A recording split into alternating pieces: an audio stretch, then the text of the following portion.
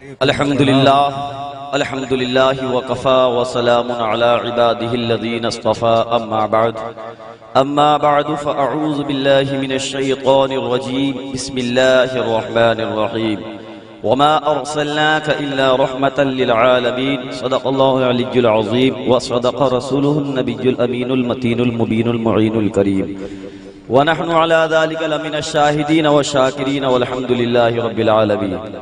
آئیے حضرات، سب سے پہلے آقا انعامدار مدینے کے تاجدار دو عالم کے مالک مختار حضور احمد مجتبی محمد مصطفیٰ صلی اللہ تعالی علیہ وسلم، خلیفہ اعظم، خلیفہ اکبر، خلیفہ کبریٰ، خلیفہ رب العالمین، خلیفہ معلی حضور احمد مجتبی محمد مصطفیٰ صلی اللہ علیہ وسلم پر ایک مرتبہ میرے ساتھ مل کر بلند آواز سے درود شریف کا ہدیہ پیش کریں۔ پڑھیں آواز و بلند، اللہ رب محمد صلی اللہ علیہ وسلم، نحن عباد محمد صلی اللہ علیہ وسلم، صلی اللہ تعالی علیہ وسلم۔ آپ کے درود پڑھنے سے مجھے ایسا لگ رہا ہے کہ گرمی کی وجہ سے آپ کی آواز بھی بیٹھ رہی ہے۔ ذرا اتنی زور سے پڑھیں کہ آپ کی آواز میرے کانوں تک آ جائے۔ ایک بار اور پڑھیں درود شریف، اللہ رب محمد صلی اللہ علیہ وسلم، نحن عباد محمد صلی اللہ علیہ وسلم، صلی اللہ تعالی علیہ وسلم۔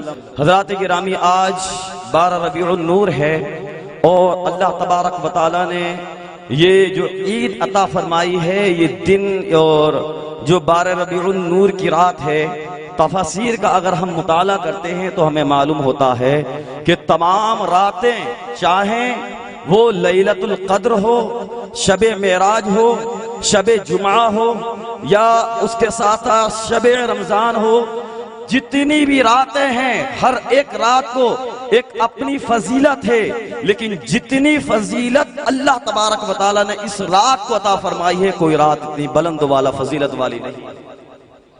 کیوں؟ اس لیے کہ اللہ تبارک و تعالی قرآن مجید میں ارشاد فرماتا ہے، اِنَّا أَنزَلْنَاهُ فِي لَيْلَةِ الْقَدْرِ وَمَا أَدْرَاكَ مَا لَيْلَةُ الْقَدْرِ لَيْلَةُ الْقَدْرِ خَيْرٌ مِّنْ أَلْفِ شَهْرٍ، کہ بے شک ہم نے اس کو، کلام مقدس کو، شب قدر میں اتارا ہے۔ اور اے لوگو، تم کیا جانتے ہو شب قدر کیا ہے؟ رب ارشاد فرماتا ہے کہ شب قدر ہم نے 1000 مہینوں کی راتوں سے افضل رات بنائی ہے۔ مچل کے بولو سبحان اللہ۔ علامہ نبہانی علیہ رحمت و رضوان ارشاد فرماتے ہیں، اے لوگو، جس رات میں فرشتے نازل ہو، جس رات میں قرآن مجید نازل ہو، فرشتوں کے نزول کی برکت سے، کلام مقدس کے نزول کی برکت سے، اگر ایک عام رات کو رب تعالی 1000 مہینوں کی رات سے افضل بنا سکتا ہے، تو آؤ ہم در مصطفیٰ کو دیکھیں کہ در مصطفیٰ پر صبح کو 70,000 فرشتے حاضری دیتے ہیں، شام کو 70,000 فرشتے حاضری دیتے ہیں۔ گویا کہ صبح شام میں 1,40,000 فرشتے در مصطفیٰ پر حاضری دیتے ہیں۔ اے لوگو، اگر فرشتوں کے اترنے کی برکت سے ایک عام رات کو رب تعالی شب قدر بنا دیتا ہے، تو جس در پر 1,40,000 ایسے فرشتے روزانہ نازل ہو کہ کبھی دوبارہ ان کو وہ در نصیب نہ ہوتا، تو جب ایک در پر وہ فرشتے نازل ہوتے ہیں روزانہ، جس رات میں وہ تشریف لے کر آئے، اس رات کے عالم اور فضائل کا مقام اور مرتبہ کیا ہوگا۔ میرے آقا صلی اللہ علیہ وسلم کو اللہ تبارک و تعالی نے پیدا فرمایا، عام لوگوں کو پیدا فرمایا صرف 2 مراحل میں۔ ہمارا کوئی وجود نہ تھا، جب زوجین کے نطفے سے ہمارا وجود ہوا، وہ ایک زندگی، اس کے بعد کی زندگی۔ لیکن اللہ نے جب اپنے حبیب کو پیدا فرمانا چاہا تو صرف نوری نہیں، بلکہ اللہ نے اپنے حبیب کے جسم اطہر کے پیدا ہونے سے کئی لاکھ برس اپنے حبیب مکرم کی حقیقت کو پیدا فرما دیا۔ بولو سبحان اللہ۔ کئی لاکھ برس، اور حقیقت مصطفیٰ ایک الگ ہے، نور مصطفیٰ ایک الگ ہے، بشریت مصطفیٰ الگ ہے۔ جب تک کہ آدم کی پیشانی میں نور مصطفیٰ نہ آیا، وہ حقیقت محمدی تھا، اور آدم کی پیشانی سے لے کر جب وہ نور حضرت عبداللہ کی پیشانی تک آیا تو وہ نور نور محمدی تھا۔ اور جب میرے آقا صلی اللہ علیہ وسلم 12 ربیع النور کی رات یہاں تشریف لے کر آئے تو یہ نور نور بشریت محمدی بنا کر بھیجا۔ اب ایک چیز آپ کو سمجھاتا ہوا چلتا ہوں کہ میرے آقا نے ارشاد فرمایا، اے لوگو، اللہ نے مجھے آدم سے پہلے پیدا کیا۔ آدم روح اور جسم کے درمیان تھے، اس وقت بھی میں نبی تھا۔ پھر کہتے ہیں رب نے جب میری حقیقت کو پیدا کیا تو پھر میری حقیقت ایک جگہ نہ ٹھہری، بلکہ جہاں میں چاہتا تھا اللہ کے حکم سے وہاں جاتا تھا۔ اب سوال پیدا ہوا، اے مولا میرے حبیب کی حقیقت کہاں گئی؟ تو جواب مل گیا کہ اللہ نے جہاں چاہا اپنے حبیب کی حقیقت کو رکھ دیا، عرش پر اپنے حبیب کی حقیقت کو، فرش پر اپنے حبیب کی حقیقت کو، یہاں تک کہ جہاں پر اس دن میرے آقا کی حقیقت ٹہل رہی تھی، حقیقت مصطفیٰ کی برکت سے اللہ تبارک و تعالیٰ نے اس زمین کو گلے گلزار بنا دیا۔ اور روایت میں آتا ہے، اے لوگوں، جہاں پر حقیقت مصطفیٰ گئی تھی، حقیقت مصطفیٰ کے جانے کی برکت سے اللہ نے اس جگہ کو جنت بنا دیا۔ چل کے بولو سبحان اللہ۔ اور جہاں جو جگہ حقیقت مصطفیٰ سے محروم رہ گئی تھی اس جگہ کو اللہ نے جہنم بنا دیا۔ اب اے میلاد مصطفیٰ میں تشریف لانے والے لوگوں، یہاں پر نقطہ معلوم ہو گیا، جس کے دل میں اللہ کے حبیب کی محبت پیدا ہو جاتی ہے، اللہ اس کا نام جنت کے دروازے پر لکھ دیتا ہے۔ مچل کے بولو رب ارشاد فرماتا ہے قرآن مجید میں، وَرَحْمَتِي وَسِعَتْ كُلَّ شَيْءٍ عِلْمًا، اور میری رحمت ہر ایک شے کو گھیرے ہوئے۔ اب چاہے عالم اجناس ہو، عالم جنس و انس ہو، عالم ملائکہ ہو، عالم ارواح ہو، چاہے کوئی بھی عالم ہو، چاہے عالم ملکوت ہو، چاہے عالم ہاروت ہو، چاہے عالم لاہوت ہو، ہر ایک جگہ پر اللہ کی رحمت ہے، ہر ایک شے کو رب تعالیٰ کی رحمت گھیرے ہوئے ہے۔ اب جب ہمیں پتہ چل گیا وَرَحْمَتِي كُلَّ شَيْءٍ عِلْمًا کہ کُلّ شَيْءٍ سے ہم مراد لے رہے ہیں جو رب نے پیدا کیا ہے، وہاں پر رب کی رحمت ہے۔ لیکن اب اس آیت میں سوال پیدا ہو گیا، اے مولا ہم یہ بھی تو جاننا چاہتے ہیں وہ رب کی رحمت کون سی رحمت ہے؟ رب اس کا جواب قرآن مجید میں بیان فرماتا ہے، وَمَا أَرْسَلْنَاكَ إِلَّا رَحْمَةً لِلْعَالَمِينَ، اے حبیب ہم نے تم للعالمین، تو ہر شے پر نبی کی رحمت۔ کوئی جگہ ایسی ہے جہاں پر رب کی ربوبیت ہے، وہاں پر نبی کی رحمت موجود ہے۔ جب اللہ ہر شے کا پیدا کرنے والا ہے، کوئی جگہ ایسی نہیں جہاں کہ اللہ کی ربوبیت نہیں ہے، تو پتہ چل گیا کہ رب تعالیٰ کا یہ فرمانا وَمَا أَرْسَلْنَاكَ إِلَّا رَحْمَةً لِلْعَالَمِينَ، اے لوگوں جہاں پر میری ربوبیت ہے وہاں پر میں نے حقیقت مصطفیٰ نور مصطفیٰ کی رحمت کو تمہارے اوپر نازل کیا۔ میں چل کے بولو سبحان اللہ۔ اور اگر بات کی جائے نبی کے نور کی، حضرت عبداللہ ابن عباس رضی اللہ تعالیٰ عنہ نبی کریم صلی اللہ علیہ وسلم کی بارگاہ میں پہنچے اور عرض کرنے لگے، یا رسول اللہ، آپ نے ارشاد فرمایا جس وقت آدم اپنے جسم اور روح کے درمیان تھے اس وقت بھی میں نبی تھا، لیکن یا رسول اللہ اب میرا سوال یہ ہے کہ یا رسول اللہ جس وقت اللہ نے آدم کو پیدا کیا آدم جنت میں تھے، آپ کہاں تھے؟ میرے آقا نے ارشاد فرمایا، اے عبداللہ ابن عباس اگر سننا چاہتے ہو تو سنو، جس وقت آدم جنت میں ٹہل رہے تھے اس وقت میں اور کہیں نہیں بلکہ اللہ نے میں نے نور کو نور پیشانی آدم میں رکھا۔ چل کے بولو سبحان اللہ۔ جنت میں جدھر آدم جاتے ادھر میرے نبی کا نور جاتا، آدم اترے زمین پر، جب زمین پر آئے تو پیشانی میں نور مصطفیٰ تھا۔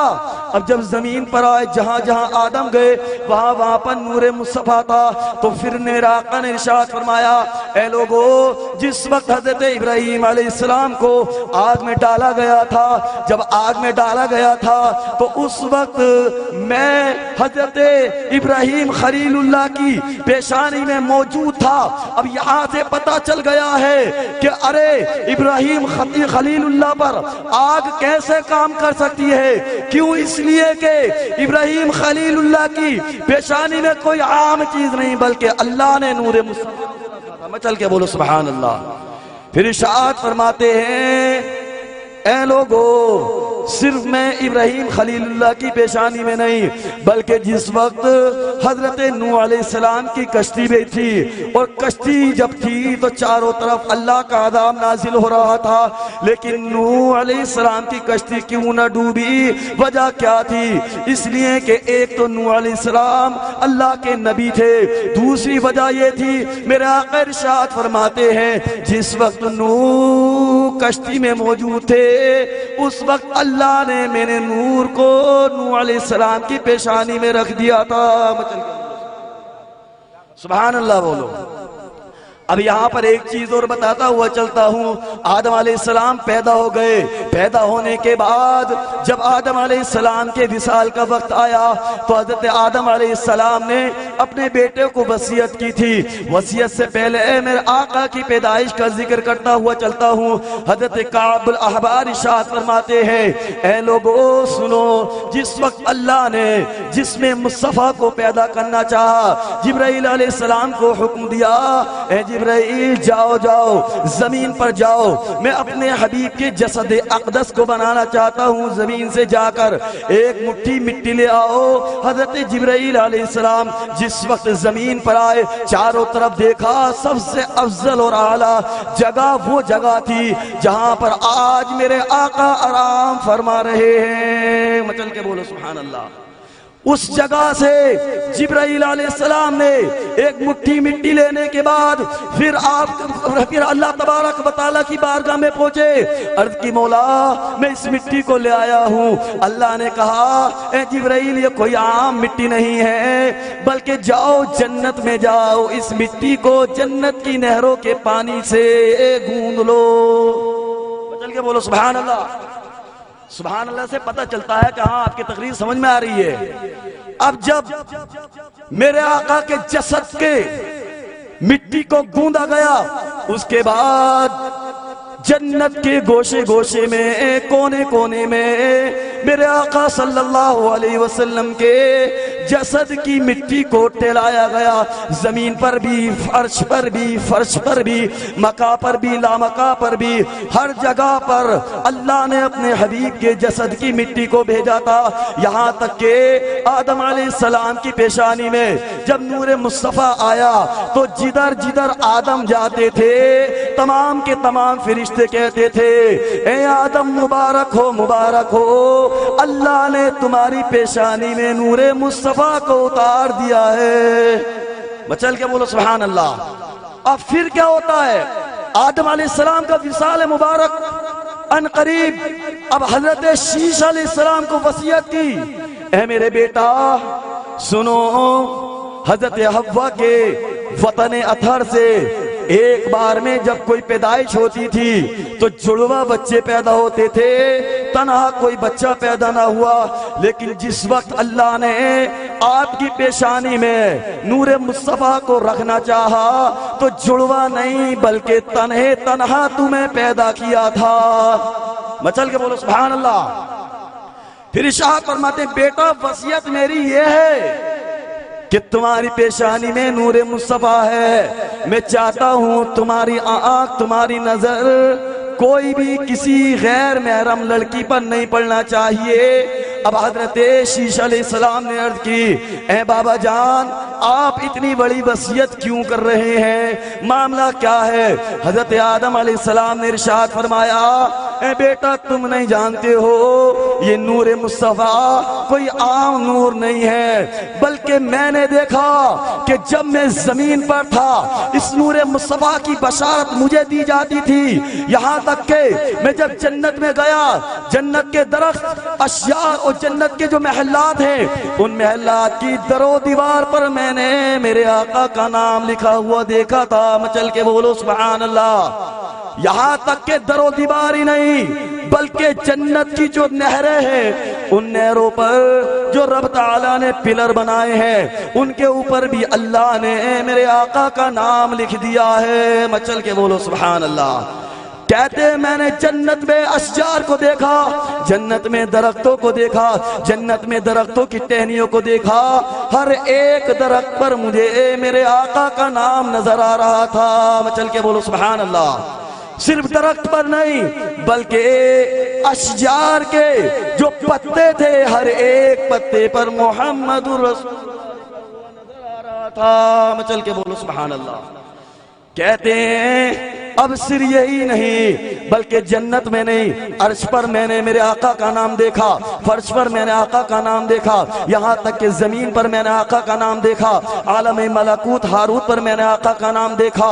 جب میری نظر پڑی تو اللہ نے آسمان پر کچھ پلر بنائے ہیں, ان پلروں پر بھی میں نے محمد رسول اللہ لکھا ہوا دیکھا تھا. مچل کے بولو سبحان اللہ. پھر کہتے ہیں کہ صرف یہی نہیں بلکہ سدرۃ المنتہا پر جب میں پہنچا اور میری نظر پڑی سدرۃ المنتہا پر تو میں نے دیکھا سدرۃ المنتہا پر کوئی اور نظر نہیں بلکہ مجھے میرے آقا کا نام نظر آ رہا تھا. مچل کے بولو سبحان اللہ. پھر کہتے ہیں جس وقت میں پیدا ہوا میرے جسم میں میری روح نہیں اتر رہی تھی, لیکن میری روح نے بارگاہ خدا بندی میں عرض کی اے مولا پروردگار عالم ان کے اندر تو اندھیرا ہی اندھیرا, تاریکیاں ہی موجود ہے, میں ان کے اندر داخل نہیں ہو سکتی. تو اللہ نے نور محمدی کو حکم دیا اے نور محمدی جاؤ آدم علیہ السلام کی پیشانی میں اتر جاؤ. جیسے ہی نور محمدی پیشانی آدم میں جلوگر ہوا میرے آقا کے نور کی برکت سے ساری کی ساری تاریکیاں ہی ختم ہو گئی.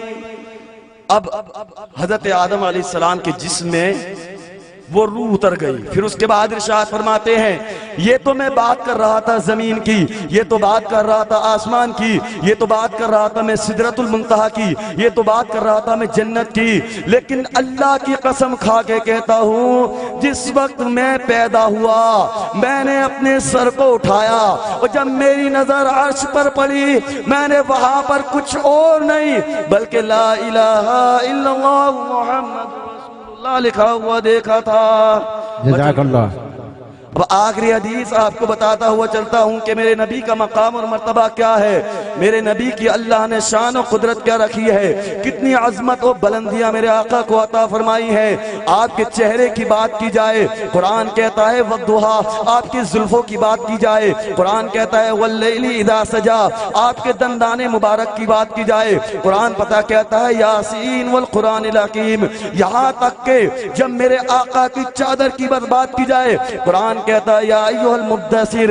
اب قرآن نے نبی کے چلنے کی تعریف کی, نبی کے چہرے کی تعریف کی, نبی کے دندان مبارک کی تعریف کی, یہاں تک کہ ہر شے کی قرآن مجید نے تعریف کی ہے.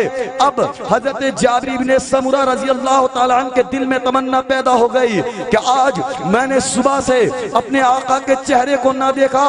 جب حضرت جابر بن سمرہ رضی اللہ تعالیٰ عنہ کے درمیان میں یہ خواہش پیدا ہوئی کیوں نہ آج چہرے مصطفیٰ کی زیارت کر لوں, دوڑے دوڑے نبی کی بارگاہ میں پہنچے.